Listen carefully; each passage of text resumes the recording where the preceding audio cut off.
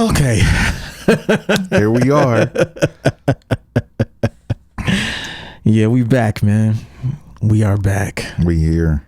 Man, super duty tough work. In this motherfucker. As always, the most infamous podcast, planet Earth and beyond.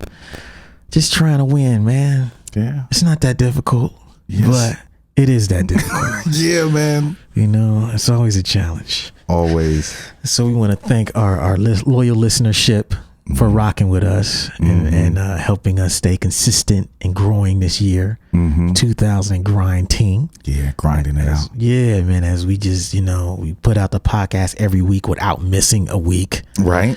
And this is probably the first year we haven't missed a week yet. Yeah, we haven't. Yeah. Yo, I mean, it'll probably be a different week when they listen to it, but you and Tony's the Tony, yo, liked it. Yo, that's bars dope. upon bars, dog. That's dope. Like the first 27 minutes, I think. Yeah, we talking about the bike trip and oh man, I could have listened to that for another. That shit was beautiful. Yeah, that was a good one. I was real happy with that one. Yeah, man. Real happy, and I've wanted to get him on forever, and it just worked out. Like, oh, he's in Columbus now. Yeah, I ain't got to go down there and interview him. But for those of you who peeped the what booking agents are looking for episode with my booking agent Tony Cafaro, man, a lot of jewels in there.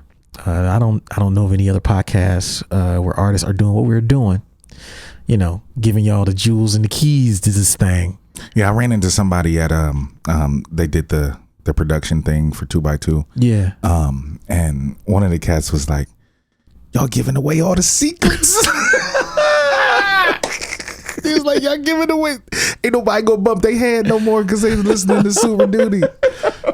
That's good though, right? It was like, exactly. I was like, that's the point. Yeah. I hope we are, man. Yeah, I hope we helping. You know what I'm saying? He's like, y'all giving everything away. Nobody did that for us, man. Right. So yeah, we want people to understand this game and just be better at what you do, man. Yeah. And to do that, you gotta open the doors, man. You gotta pull the curtain back, because people, they can't be accountable to what they don't know. Exactly. And once you know, then you're accountable to that. And we think that once people get this information, they just gonna take it and just run with it, ball out with it. You know what I mean? Hell yeah, that's the point. Yeah, man. So this week, man. Oh, shit, we might drop this week. So what's coming up next is the Super Duty Live. Super Duty Live. SDL. Come on now, the live edition. The live edition. Say word. It is popping off. The long awaited. Sunday, July 28th. Yeah. At what's the name of the spot again? Blockfort. Yeah, Blockfort. Super Duty Tough Work Live, Blueprint, Illogic. We're going to be talking about the social media cheat code. Yes. We're going to be doing a Q&A with y'all, kicking it. We'll probably have a merch table set up too. Nah, man. Y'all know what it is. You know how we do. Is it, baby? Come through. Yeah. And that's coming up next weekend. So we want to see all of y'all out. If y'all in Columbus, come see the live experience. We put out these podcasts, and outside of SoundCloud and maybe Twitter, we don't get to really talk to the people who listen. Right. So it would be dope to see y'all in the house and then get to chat with y'all afterwards, and y'all can ask us pretty much anything. We're gonna hang out and kick it with y'all, man. Maybe we can bring the hoodies too. I didn't even think about that. Yeah, we'll bring the hoodies out. Yeah, the hoodies will be there. We'll have some merch. We'll have a merch table, and me and Logic will just be there kicking it with the people, man. They're doing a music industry conference that day as the second day of the 2x2 music or hip hop festival. And you got to come out, man. Come out and see us on Sunday, Blockfort, 11 to 7. I'm trying to get the specific times but I haven't been sent that information yet. But keep track of us on the social medias. Yes. On the gram for the latest updates, tweets and whatnot. Yeah, the specifics. Once we get the specific time and all that stuff, we'll let y'all know. But until then, y'all know what it is. Just Sunday, July 28th. Yeah. Blockfort. Yeah. Super Duty Tough Work live. Okay, this week we're gonna do something we ain't done in a while, man. Yeah, I see. This is exciting, right? Yeah, man. This kind of the old format. Yeah, it's the old joint. It's the old joint. Nostalgia. Yeah, classic joints. We ain't broke these out in a while. It's like, man, I gotta do this. There's too many funny stories going on. Oh, it's a lot of stuff going on. And so, we're gonna do some news this week. We're gonna talk about, this week in hip hop news, and so many things that went on. And we're just gonna go down a list and talk about if people did the right thing or the wrong thing. Is it real shit or is it bullshit? And we'll take a break and we'll be right back. Right. We got you stuck off the realness, the most infamous, you heard of us. Official podcast murderers, the show comes equipped with viewpoints to share. Grown man ideas for all those who care and want to grow, so go ahead and download. Every single week with a brand new episode. You're not alone in this world, cousin, so we share information and honest discussion and keep repping the culture like we supposed to. They spread gossip, but they never come close to. I can hear it inside their tone. They talk about the industry but never left their home. You get laced up with bullet points and such, plus empowering topics that they never would touch. You can put your whole network against the team, but Super Duty Tough Work's the MVP. Most valuable podcast on MP3. Priceless info, but all of it's free. So take these words home and think them through. Super Duty Tough Work is coming at you. You are now listening to Super Duty Tough Work with your host, Blueprint. Raw and uncut. Adult conversations. No shucking, no jiving, and no bullshit.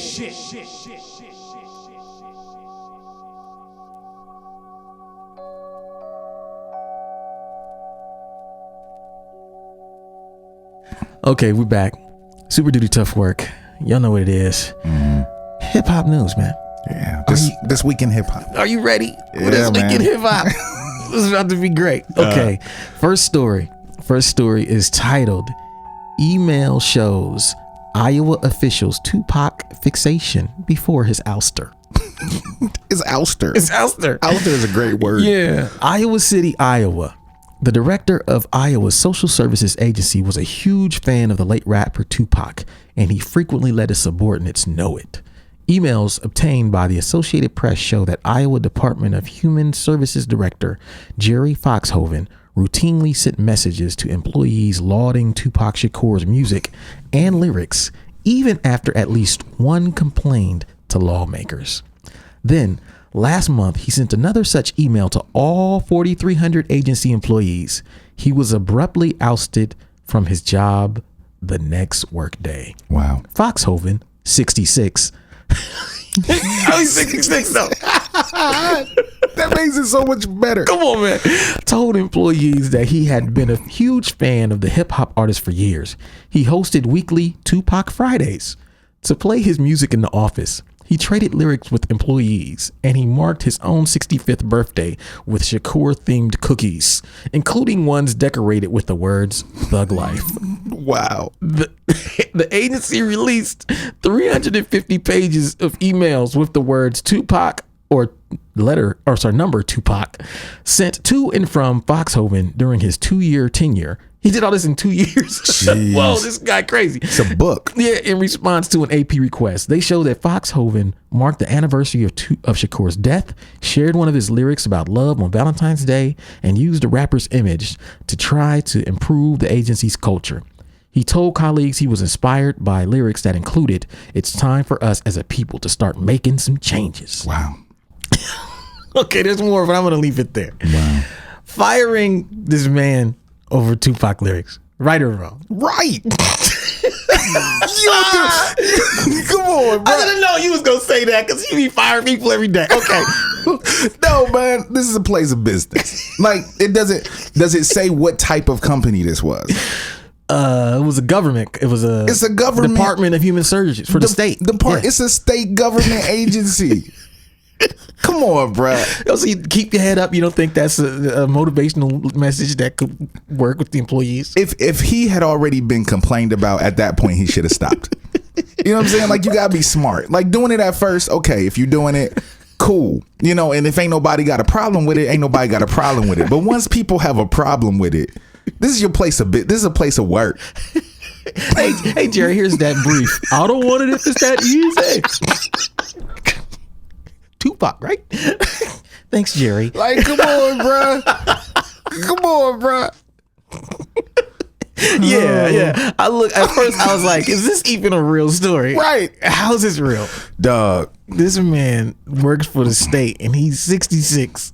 He's 66 years old. Sending Tupac lyrics in every email. It's so dope. Finding a way. It's dope. It's dope. It's funny, but it's like, here's the thing. Like, you've seen the things where like the sportscaster, newscasters ones like, yeah, they do throw the lyrics in every now and again. They do it, but they don't make it blatant. Right. And it's kind of funny. You got to know the music to catch the reference. Right. He was just too blatant with the shit. Yeah, he was too out there. It's like everything was Tupac, man. Like if you splash it a little bit here and there, that's different. He had Thug Life cookies, man. Come on. In a government building. In a government He's 66 though. Right. He only had a job 2 years. He got fired.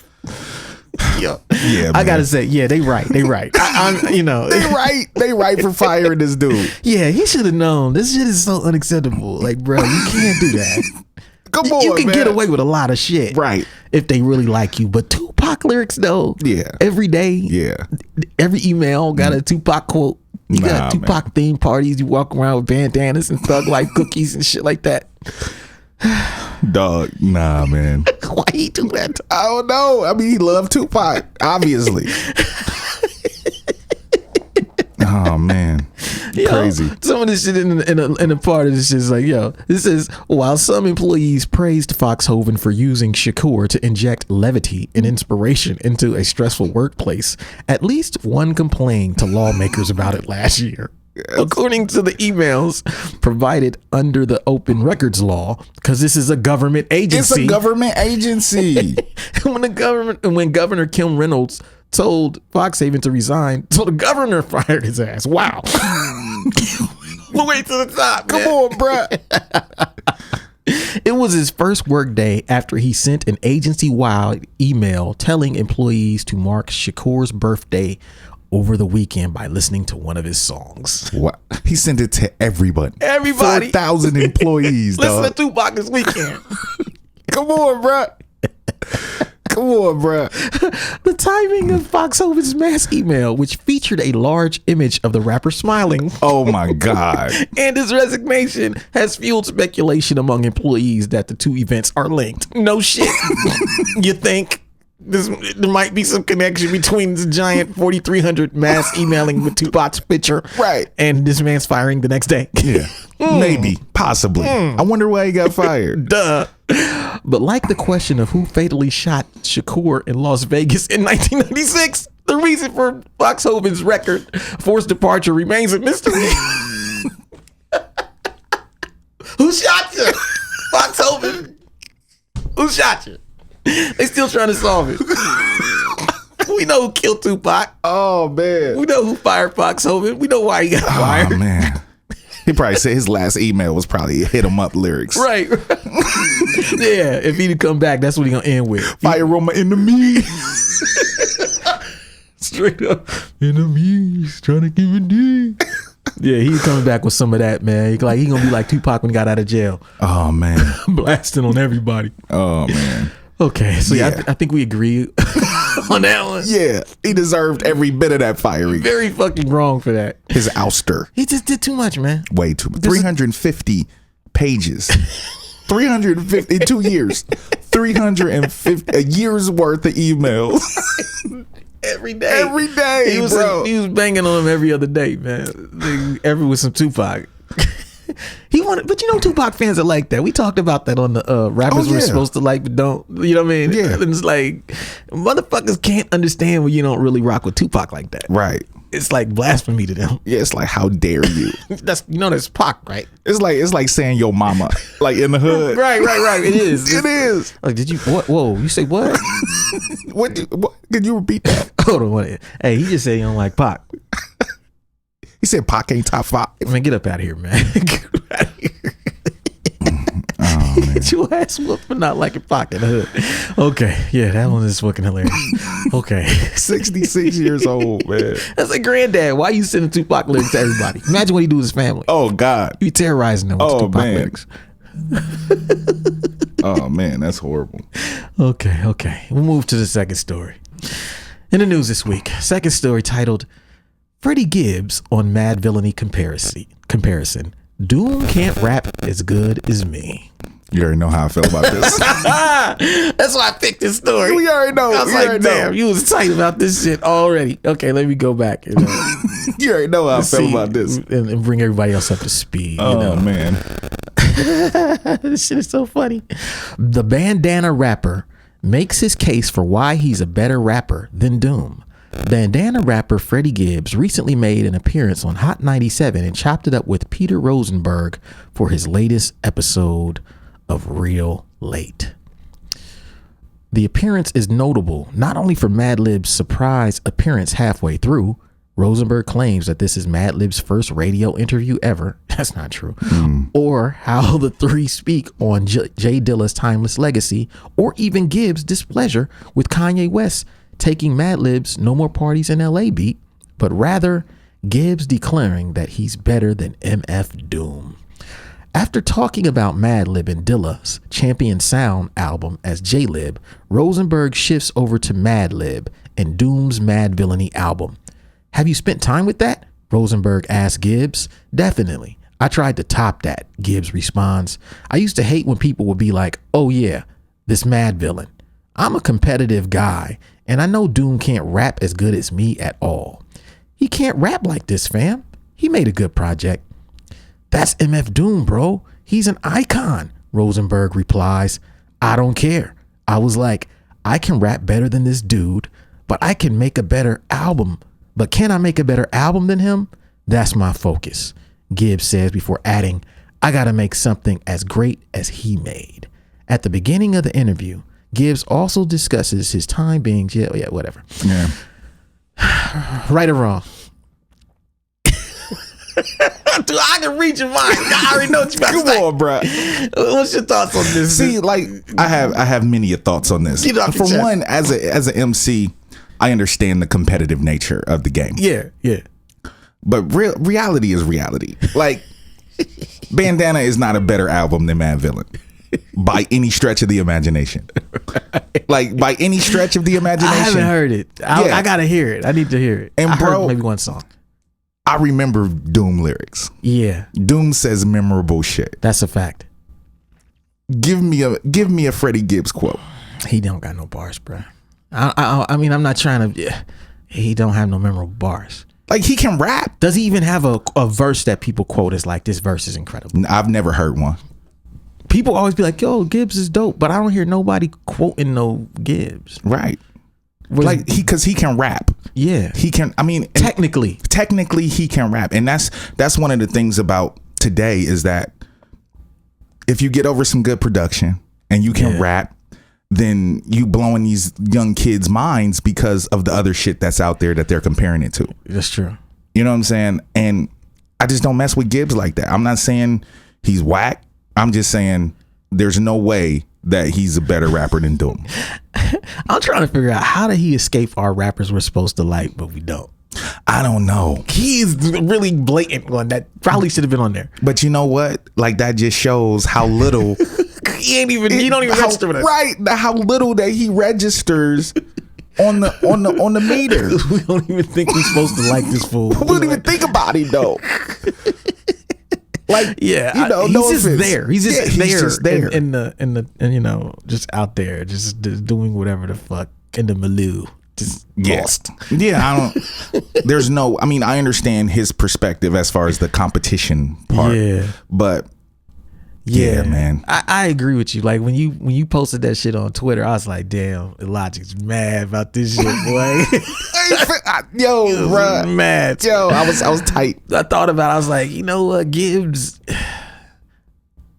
This is the era where everybody feels they're the dopest rapper. Mm-hmm. I mean, to me, it's like, on one hand, I feel like, yeah, he know he ain't rapping better than MF Doom. Right, but he ain't supposed to say like, I'm not. I wouldn't say that, you know, I'm whack compared to Doom. Like, I would say we doing two different things. Yeah, like, you know, to each his own. Yeah. You know? Yeah, that's what I was saying. Yeah. You know what I'm saying? Apples and oranges. Right. You know, he do his thing, I do my thing. It's gonna be polarizing. You know. You know. I would never just say I'm better than this guy. Right. But I will say that about, like, if someone said, Print, who's the better rapper, you and Gibbs? I'd be like, I'm way better than Gibbs. He's trash. Right. I would take it there. I would take it there with him. But not with Doom. I would just be like, yeah, Right. I mean, have you heard? Name me one line that Gibbs has that's like fire. In comparison, to a Doom line, even. Yeah. Like, if you do know a Gibbs line, Yeah. put a Doom line and a Gibbs line next to each other and tell me which one is more fire. Apples and oranges. It's polarizing. It's gonna be polarizing. It's polarizing. Teach his own. Yeah, man. I just can't. I can't. There's no way I can agree with this. Yeah, part of me too, because this thing didn't come out until the day the record came out. Of course. Or the day after. Of course. And so part of me is like, that's very interesting that they waited until the record came out to say, oh yeah, he thinks he's better than Doom and he's rhyming over, these beats and whoop-de-whoop-de-whoop. I was like, that's marketing, man. Yeah. Like, remember a few years back when, who was it? It was You God was saying that the RZA stole a bunch of money from him. It was like 5-6 years ago. I remember that. And he went on his rounds on Hot 97. He was on everything. RZA stole from me. RZA got us out here fucked up. RZA ain't shit. And it was like, damn, RZA looking shaky. RZA had to get on the radio and be like, look, man, that's not true. Here's the receipts. Whoop-de-whoop-de-whoop. Last time I talked to this man, we was straight. I don't know why he's saying this.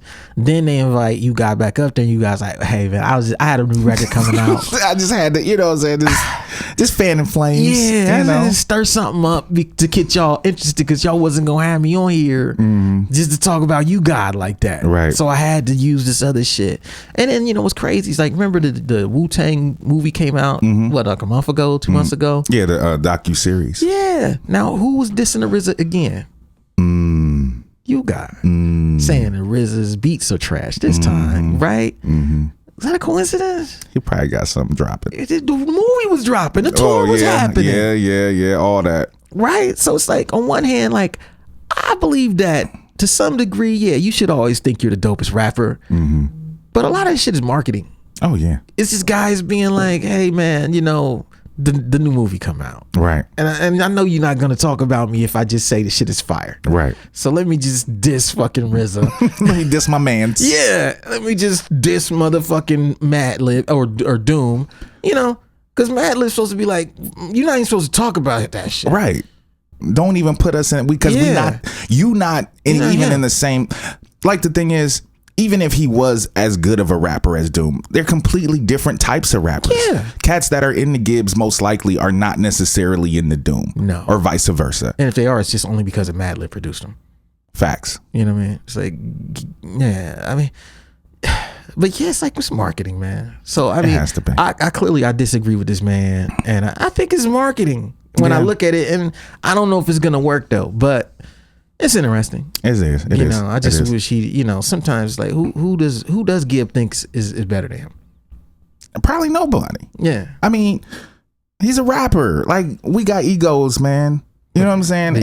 And when we in those positions, ain't nobody going, I mean, everybody in Migos probably think they a better rapper than Doom.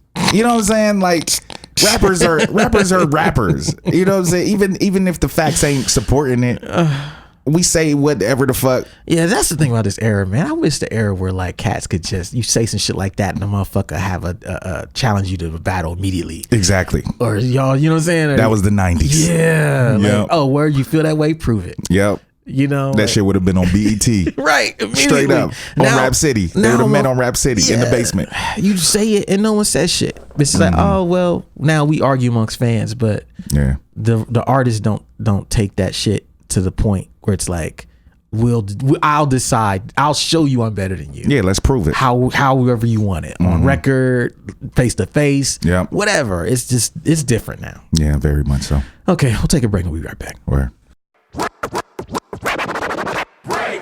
What up, everybody? Blueprint here to let you guys know that all 3 of my books are finally back in stock. That means right here, What a Night. This book is back in stock. It's $10. This is a book about the worst shows of my career. That's 10. Word is Blog Volume 1 is back in stock. That's $10. And also, The Making of the Adventures in Counterculture. This book is about my Adventures in Counterculture album. If you have the album, you love the album, you should have the book too. That's $10. All three of these books are back in stock for $10 each, or you can get all three of them for just $25 right now on waitlist.net. That's all I got today. Thanks for your support. Peace.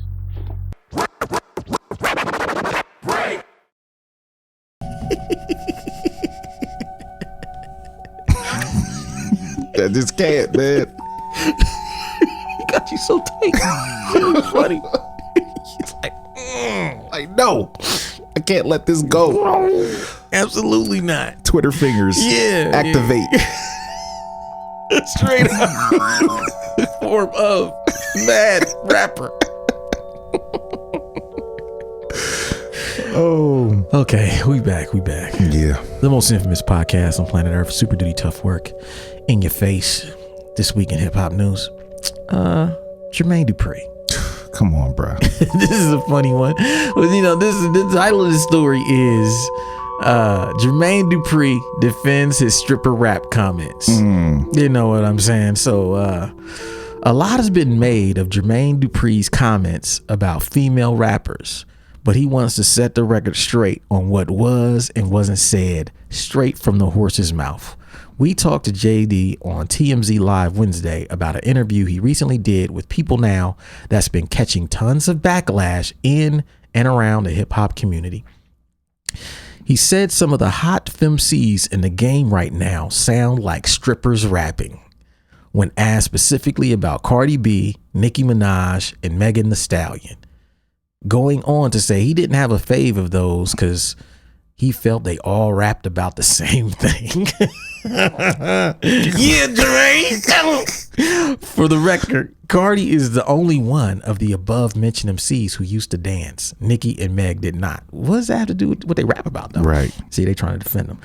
Jermaine clarifies that his remark was only aimed at the artist he was asked about, and made a point to say that his statement was not meant to be a blanket label on all female rappers. He also recoils against claims he's sexist, saying nothing is further from the truth. Cardi weighed in on the issue herself, basically saying she's giving the people what they want. So she's going to keep rapping about her pussy till people demand otherwise. Like that statement alone. I'm going to keep rapping about my pussy till whatever. Till I stop selling records. Till the cows come home. Yeah. Basically, until y'all stop me. Jermaine points out Cardi appears to have heard this complaint before, and that his remark is likely a widespread sentiment that's only catching fire because he's the first big name to publicly voice it. Namely, the most popular female rappers right now focus heavily on sex. Whether he's got a point or not, Jermaine does have a solution of sorts for the ladies. If they got bars, he got beats. Well, I don't know what that guy do. Anything. Yeah. Is he right or wrong? I mean, when you base it on the names that he was asked about, yeah, he did not make a blanket statement about females in the rap game. Yeah. He was asked about 3 people Yep. who do rap about sex Yes. very often. It is the foundation of a lot of their careers. So, like, is he wrong? I don't think he's wrong about those girls. Yeah. Now, granted, of course, there's a whole bunch of females that are rapping about other shit, but he was asked about 3 in particular. And if you go listen to their songs, what is the common denominator? They talk about they pussy and sex. And you know he's right because she didn't say he was wrong. Right. Cardi B never said, hey, we rap about a lot more than our pussies. Cardi B said, hey, that's what the people want. I'm going to keep rapping about my pussy. Right. He got to be right. He's Come on. automatically right if she didn't deny it. Yeah. And everybody getting up in arms just because he made this comment. But again, when he's clarified, he's like, I was asked about 3 women in particular. Yep. I was not asked about female rappers in general. Right. He's right, man. I mean, look, we talked about this. Y'all heard it here first, folks. We talked about this on why female MCs fail in the industry.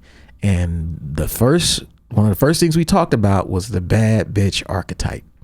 The 3 female rappers he's talking about all fit the bad bitch archetype, man. They all are women who are putting sex and shit first. You know, the bad bitch, I rap about sucking dick and my pussy all the time and putting sex first. He's not wrong. He's not. It's just that him saying it has these people who pretend that that's not true in their feelings. They don't like that he said it. Right. Like, it's okay for her to, if she came out and said it, they'd be like, girl, you right. We got to change this industry. He says it, and all of a sudden, oh, Jermaine Dupri, you're not qualified to say that. Because he's a man? Yeah, that's how they're going to say. See, the only one, and the only one out of the three that I've ever heard rap about anything different is Nicki Minaj. Yeah. I've heard her just spit bars before. Right. I've never heard, and this Megan Thee Stallion, I heard one song, which is horrible. Stripper rap. And Cardi, all she raps about is sex and money. Yeah. I mean, that's it. He's right about them. That's it. Yeah, it's a trip, man. It's like, I don't know what people get so offended about this shit for when somebody points it out. Because it's a man pointing it out. Yeah. That's why. Right. Like, who better to say that someone is using sex, leading with sex, than a person who's on the opposite side of that? Mm-hmm. You know what I mean? Like, who was that shit aimed at? It's aimed to attract. It's putting sexual energy into the air. They know what they're fucking doing. Mm-hmm. It's like, because a man said it, now he's sexist. Man, Jermaine Dupri is overqualified to speak on that. You know what I mean? Say it. He's overqualified. You go back and look at Jermaine Dupri's resume. Jermaine Dupri put out children rappers. You know, when no one was putting out children rappers, he didn't have them doing or saying anything that wasn't respectable. Right. You know what I'm saying? It was young kids rap you can play in front of young kids. And it was still huge. Right? Those kids ain't had to put out no records as adults. Right. You know what I mean? They's probably still eating off them crisscross records. Jermaine Dupri put out what's the group put out? Was it not Total Escape? Escape was his group. That was an R&B group. They wasn't leading with their pussy. It was clean, wholesome R&B at the time. Yeah, right? Most of it. They had some joints, couple bump and some grind racy joints. Yeah, you know. but like how it was presented visually wasn't what Cardi B, Nicki, Megan Thee Stallion, and them are doing. It wasn't that. You know what I mean? Right. And the Brat was the furthest thing from that. Thank you. The Brat was like a girl just rapping as hard as the fellas. She was a female Snoop. Yes. Straight female up. Snoop. No female sex Snoop appeal. Dogg. Nope. And she was cute. Oh, yeah. She could have literally like got sexy and we'd have been like, ooh, you seen a Brat? I seen the Brat in the dress. Really? Probably fine as fuck. Oh, yeah, dog. Oh, yeah. This was back in 98, too. Oh, yeah. She was looking good back then. Yeah. Yeah. She was still in her heyday. Yes, sir. Prime back then. Yes, sir. Yeah. So like, not only has Jermaine Dupri been around the industry, he's actually invested in female artists more so than almost any other man in the industry, say maybe Puffy. I think he's overqualified to have an opinion on those three artists. Yeah. And he's someone who has made female artists successful without that. Yeah. And so I think he's right, man. I think he's right in terms of them. Obviously, it's a bigger conversation that needs to be had about the greater, you know, a population of female MCs. But I think there's a lot of female MCs who are kind of afraid to say what he said. Well, yeah. Because they don't want the backlash. Because they don't want to be seen as not supporting female rappers. Yeah. Yeah. But it's like, yo, you can support female rappers without supporting that. Yeah. You can support female rap without supporting bad female rap. Things that demean females. Yeah. Like, he didn't say they were strippers rapping. He said they sound like strippers rapping. 1 out of 3 is pretty much an ex-stripper rapping. Right. Right. Yeah, man. So I agree. I don't think he deserves any backlash. Nah. But he will get it because of the political climate we're in now. You know what I mean? We gonna cancel Jermaine Dupri. As soon as this song come up, y'all gonna be just getting hyped to that shit. So yeah, that's the third joint. Yeah. Okay, let's go on to this fourth story. This one is just something that shit had happened. I think this is just today or yesterday. And so this is, I guess there's this video, this dude doing the live NPC stuff in the car, right? Right. And this shit's crazy. I mean, it's kind of on a level of like A-Rap beats, you know what I mean? Like real live NPC drumming, finger drumming, chopping samples, whatever. And I guess Meek Mill saw it. Meek Mill's comment was, where is this guy at? The game needs you, right? And then Sci-Hi the Prince quoted him and said, exactly, I can't find producers that chomp samples no more to save my life. Where the hell is he? Like, Real you're shit or Sci-Hi the bullshit? Prince. Bullshit. Bullshit. I'm sure your Rolodex is full of producers that I wish I could call. Yeah. I mean, for one, Kanye's still chopping samples. Exactly. That's your man. That's your man. He put you on. Come on, bro. You right for him. Come on, bro. Come on. And if you got access to Kanye, you got access to Jess. You could probably call Pete Rock. Come on, man. You could probably call Primo. Come on, man. Come on, bro. Imagine the up and coming producers that are just in their circle that we don't even know who they are. Come that just on, man. have access to them 24/7. Yeah, this is bullshit. Yeah, it's bullshit. He just talking out his ass. He really is. Like, here's what I was thinking. I was like, Sci-Hi saying that he can't find no producers that chop samples no more. It's like a prostitute saying ain't no good men out there.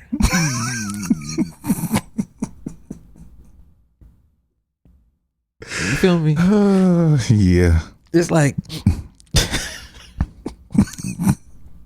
number one, bruh, like, it's not that they're not out there. Mm-hmm. It's that you're not even where you need to be. Come on. Seeing them. Right. You know what I mean? There's plenty of good men out there. Mm-hmm. You're just on some other shit. Right. And that's okay. But don't act as though they don't exist because you don't want to use one. You know what I mean? Yeah. Like, you don't fuck with them. So it's easier to act like, it's kind of like the people who go out, who from Columbus, you know how motherfuckers, when you go out all the time and then you go through a period where you don't go out. And some people, when they stop going out, they be like, oh man, everything in the city dead, Yeah, man. it ain't nothing to do. Nothing to do, man. Everything is whack now. Right. But it's like, yo, you don't even be going out. Yeah, bruh. you ain't even looking. Yeah. You ain't even out in them streets. Yeah, you taking care of your kids and your wife, which is cool. But Right. you don't gotta pretend that the shit ain't out there just because you ain't fucking with it no more. Right. And that's what I think this is. Because he got a lot of people tight with this shit. And it's true. It's like, we know that there are more producers with a web presence and more of a scene for production than ever Oh, yeah. at any point in our careers. That are chopping samples. Yes. Yeah. Yes. Yeah. Like some doing it that's right then and there. Like, there's no shortage of that. No, not at all. Plus, you got the guys, like you were saying, who've been doing it for 15, 20 fucking years, 25 years, the Pete Rocks, the Premiers, the Just Blazes, the Kanye Wests. Yeah. Like, they ain't went nowhere. Yeah. I mean, and the thing is, like, you from Chicago. So you telling me that you don't got access to any producers that chop samples? Come on, man. He lying. Come on, bro. He front like a motherfucker. Come on, bro. Come on, Sci-Hi. We know you. Come on, man. Just pull up the Rhythm Roulette channel. Yeah. Just watch Rhythm That's Roulette it. and make a phone call. Come on, man. Come on. Yeah, man. Bullshit. It's straight up bullshit, man. It's like, so I guess later on in this shit, Didn't Pete Rock respond? Yeah, Pete Rock responds to the tweet and says, "Come on, bro, knock it off. I am right here. You guys gotta reach out." Mm-hmm. That's the thing. Make that phone call, bro. They're not calling Pete. No, they not calling Pete. Or they waiting for somebody to come to them. Yeah. Like, Sahai, you a dope MC, but cats ain't knocking down your door to give you beats. And even if they are, why don't you fucking pick some shit that you say don't exist? Come on, bro. I mean, his album that he put out, had joints on it. Yes. Yeah, it has some joints. Very many. With A samples. lot of joints with samples. What is he talking about? But here's, like, dog, you're just saying, you capping, man. He is capping. This shit is not real. Nah, it can't be. It's not real, man. Come on, Sci-Hi. We don't believe you. You need more people. Yeah, I don't know, man. You know what it makes me think, though? What would have been an interesting discussion based on this is not that you can't find producers that chop samples, is that it's not financially feasible to put out heavily sampled music anymore. That's a completely different conversation. Right. I think that would make a lot more sense if dudes just came out and said, hey, I can't afford to clear the samples, y'all. Right. Instead of, you know what I mean, y'all ain't doing what y'all need to do no more. Right. Because that's obviously a lie. Yeah. It's expensive. It's expensive. With the way the record industry is right now, even cats on his level can't afford really to put out a record with samples because it's such a high ceiling. Yeah, you can't sample everything. Like, you start getting into the rights and who owns this and who owns that and the writing and the publishing right. Yo, you could fuck around and lose half of your writing just on the sample part of it, right? As an MC. Plus, you got your label and all this other shit. So it's like, dog, co-writers. we know why y'all not sampling no more. Oh, yeah. Let's not rewrite history. You're not sampling because it became financially difficult to sample at a time when synthesizer music and shit like that and recreating these samples was on the rise. Because that's the only reason New York hip hop doesn't sound like New York hip hop anymore. Of course. There are still plenty of producers making that sound. It's just when you get to the highest levels, you got to have an artist like a Kanye, like a Jay-Z whose last album had nothing but samples and chops on it. Samples. You got to be at that level to really pull it off financially now. And who was the producer that produced 444? What's his name? It was Common's old producer. Yeah, No ID. No ID. Still sampling. Chicago. Yeah. Come on, bro. Yeah, still producing. Come on.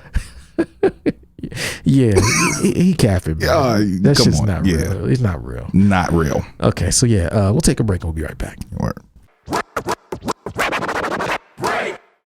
What's up, everybody? The deal we're running today on waitlist.net is the Two-Headed Monster CD plus Two-Headed Monster t-shirt for just $20 total. That's the t-shirt and the CD for $20 total. The t-shirt we have in every size. That's small, medium, large, extra large, and 2XL. Every single size, men's sizes. We ship internationally. So you can get the CD and the t-shirt, or I should say CD and the t-shirt for just $20 on waitlist.net. Go there right now and support the movement. Thank you. Peace.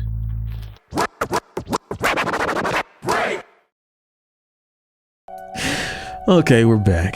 Yeah. Lad's story. Last one. Hip hop this week. Man, well, this has been funny. We ain't do these. Nah, we need to do this. Like, this need to get back in the repertoire to sprinkle it in. Yeah, we don't really talk about this stuff. People will always be asking what we think about shit like this. Yeah. And Twitter ain't really.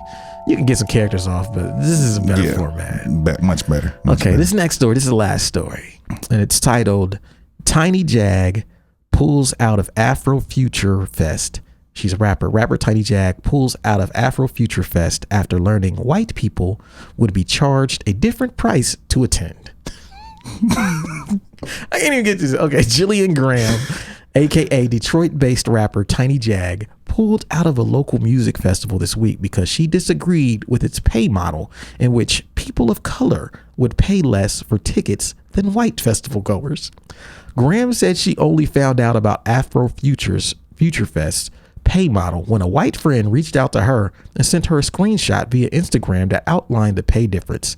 The early bird people of color ticket was $10, while the early bird non-people of color ticket cost $20.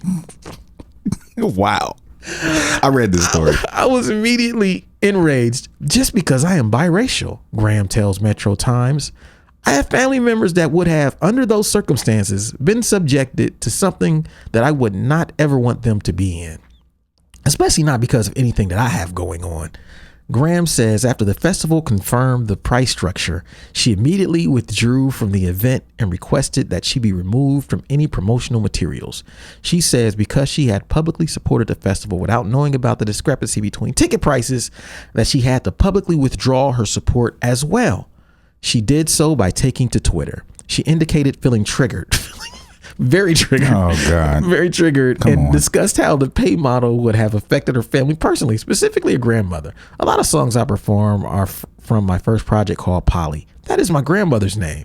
How do you want me to come to a performance and perform these songs off of mixtapes that is titled after this white woman that you would have charged double to get in there? Like, it's just outrageous for so many angles. I feel that. So, there's more here, but we'll stop there. Was she right or wrong? I mean, from her perspective, I think she's right. I completely understand how she feeling, because on some real shit, black people would have been pissed if this was reversed. Let's say it was a country festival. A country festival where black people got to pay twice the price for the early tickets, and y'all would have been like, "Oh, well, that's their model." Like, come on, bruh. Why is this okay? This is one of the most ridiculous things. Why is this okay? I've ever heard. Why is this okay? How did it get this fucking far? Dog, this can't be new. Is this a new festival or something? Yeah, this is new. Like, so this is the first year they did this. I don't know. I'm talking about the festival. Oh, I don't know about the festival's history, but yeah, this story is new. Yeah, the story is new. I know the story's new, but I'm saying as far as the festival, if this festival is established, then this ain't new. This been here. It just so happens that everybody's just gone along with it. Yeah. I mean, if the festival is new, I mean, you can go to jail for that. Yeah, this is discrimination. Yeah, you can literally go to jail for that. Like, come on, bro. That's ridiculous. Like, this is not tight. Look, everybody says they're all for equality, but some of the shit people be pulling is just ridiculous. Yeah. I'm embarrassed as a black man that a motherfucker would just try to like exploit this shit like that. Like, it's called the people of color early bird POC discount. Come on, hey man, that's some racist shit. Get the POC discount, bruh. Oh, non-POC. Charge them double, dog. Like, come on. They check, you patting them down extra hard at the door. Oh, white people here, guys. Pat them down extra hard. Come on, bruh. Come on, bruh. If the roles were reversed, the cats would be marching. Do these people live in a world where they've never been to a rap show before? I guess. I don't know. Do they not know rap? White people come to rap shows like all the time. It's not like a new thing. Like, it's not like they just started fucking with rap. Do they not know this? I don't understand. Like, do they know that most of these rappers that they like have probably majority white fan bases? Have they thought about this? I don't think they have. That the consumers buying this shit are mostly white. Like, have you what? This is stupid. Hell yeah, she right. She's right. It's like the whole fake woke shit. This is a perfect example of fake wokeness. Mm-hmm. When that fake woke shit go too motherfucking far, it's like, okay, look, we all know what happened in the past. Mm-hmm. This is 2019, and this is a fucking rap show. Right. Like, what does that have to do with this rap show? Like, I can see if motherfuckers want to give double, let them give double. Right. But it should be voluntary. Yeah. But why is there this assumption that... Yo, I think it's fucked up. It's fucked up. It's so fucked up, it's funny. Yeah, it's so fucked up, it's funny. Like, it's so bad, it's so fucked up that you gotta laugh at it. Because it can't be real. It's the kind of shit you joke about, but you don't really do. Right. Like, yo, what if we charge white people double? That shit be crazy. But you don't do that shit. Yeah, you don't do that shit. You don't really make that shit an option on the ticket website. Like, they really made it a for real option. Like, white people buy these tickets. The non-POC. Come on, man. Half off. Come on. I think she did the right thing, especially because it's like, yo, this is kind of look, this is some super fake woke shit, man. Like, come on, man. Motherfuckers is too woke now, man. They taking this shit too far, man. And then they want to backlash on her like she doing something wrong, bruh. Yeah, like she doing something wrong. Yeah, they acting like they mad at her. Like, who's mad at her? Like, she didn't do nothing wrong. They should not. They don't have no nerve. I mean, people were mad at her. Like, well, we think it's right. You know what I'm saying? No. What's right about it? There's nothing right about that. What's right about it? It's lazy as fuck. It's like, yo, man, whoever decided this shit clearly has not been into the real world that we live in as far as like music is concerned. Right. That shit sounds good on your fucking college campus when you in your inequality class and you learning about history and all of this shit. Oh yeah, we just gonna charge white people double and everything. And everybody, oh yeah, it sounds good. And everybody's all cheering around you and crying because white guilt is in the air. You know what I mean? So thick you could cut it with a knife. But in real life, people just want to go see a rap show, bruh. Yeah. This is not a fucking humanities class. Yeah. Like, bruh. Yeah, I don't know, man. Can I just watch you rap? Like, yeah, I just want to see you rap. That's it. I just want. Why they got to put all the extra shit into it? Yeah, all that mustard on it, man. I don't need all that extra mustard and hot sauce on it, man. Just give me my fucking sandwich, man. No, because if this was any type of white concert where this was done, cats would be screaming racism. Come on, man. They would be screaming injustice. Yes. Yeah. Protests outside the festival, picket signs, all that shit. Right. Bonfires and shit. Like, cats would have been on it. Duh. It don't make no sense, man. But then they want to try to justify it. They want to throw a tax on there, bro. This shit is fucking hilarious. Yeah. This shit is whack. Yeah. So yeah, I mean, we could read the rest of this, but I don't even think we need to because y'all can look this shit up anywhere, man. Okay, but yeah, this shit is let me see. Oh yeah, the festival organizer said some bullshit. It said, "Oh, while festival organizers decline the paper's request for comment, they explain their rationale behind the ticket prices on the festival's Eventbrite page. Equality means treating everyone the same. Equity is ensuring everyone has what they need to be successful. Our ticket structure was built to ensure that the most marginalized communities, people of color, I don't even like this people of color phrase, man. I hate this phrase. Yeah, oh, come on. Keep going. Bro, we could do a whole episode about why I hate this fucking phrase. Keep going. It makes me fucking tight. I don't even like reading it. Are provided with an equitable chance to enjoying events in their own community. So you're saying black people can't afford $20? That's what I'm saying. so should you're telling me I'm poor and fucked up just because I'm black? Right. That's not kind of fucked up. Come on, man. Come on. So you telling me to come to your concert, you gonna give me a discount because otherwise I probably couldn't afford it. Yeah, because you need this handout. Yeah, because you a victim. Yeah, because you broke. You come poor, on, man. You marginalized. Come on. Like, have they ever heard of successful black people? Like, are we out there? You know, these black people can afford a fucking $10, a $20 concert. And if we can't, then we won't go. Yes. It ain't no like, oh, capitalism. I feel marginalized because they charging $20. Oh, it hurts so bad. I just won't go. There's white people in here paid the same as me. I'm so marginalized. It's like, dude, this shit has a presumption that everybody black is fucked up and poor and unable, and it completely erases the tales of success and the stories of success of our best and brightest in favor of this. We have to always be looked upon as downtrodden and fucked up victims. Yeah, victim mentality. I hate this shit. People of color. Fuck are you talking about? We're talking about concert goers here. Right. If you can't afford a show, you're not going. Straight up. That's it. We're not talking about electrical services or what? City taxes. We're talking about a fucking rap show. People be taking this shit too fucking far. Way too far. Okay. So yeah, this shit, I just don't know what to say. It just pisses me off. You know what's worse about this is that, like, the people who feel like we feel don't have a voice in these discussions. Like, if you were to go on Twitter, if I were to say what we just said here on Twitter, I would get attacked. Oh yeah, of course. By saying, we're probably gonna get attacked saying this. I mean, straight up. Like, we probably gonna get some. You know, y'all ain't woke. Y'all don't know. Why can't? You know what I'm saying? Like, they should be able to do. They've been doing it to us for 400 years. How we gonna get some get back? It's like, no, that's not it, bruh. Not. That's not it. They're gonna say they're gonna try to take our black card. We ain't black enough. You know, like, we ain't woke because enough. we don't want to be called poor. Right. I don't want to be looked at like that. No. If I can't afford it, I won't go. Yeah. And if I can, then I'm in the house. Right. What? I don't want no fucking discount, bruh. Yeah, man. Fuck this.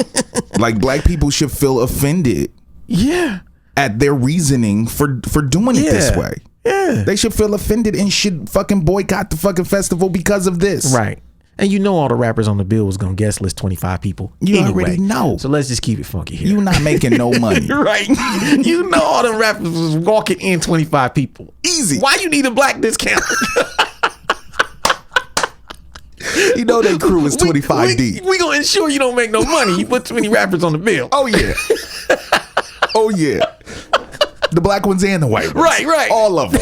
Especially the white ones. That's family. They whole family coming in. Oh, we got to pay double. Yeah. Watch this. Watch this. Sneak around the back, y'all. Yeah. That's equality. Yeah. Everybody sneaking their fucking friends in. Hell yeah. But everybody gets 20 people on the fucking guest list and sure you make $0. Hell yeah. Hell yeah. That's what they should do. All the groups should get together and say, yo, let's guest list everyone. All rappers are equally fucked up when it comes to making their people pay for a show. Yeah, man, this is whack though. Yeah, man, that shit sucks.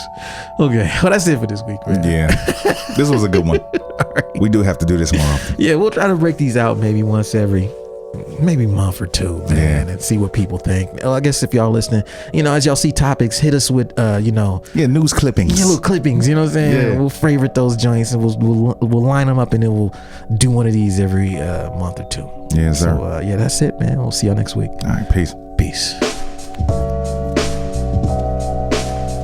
Thank you for listening to Super Duty Tough Work. Subscribe to the podcast on iTunes. Follow the podcast on SoundCloud. Peace. Shoot, I got styles already that's more complex that nobody know about. I mean, super duty tough work.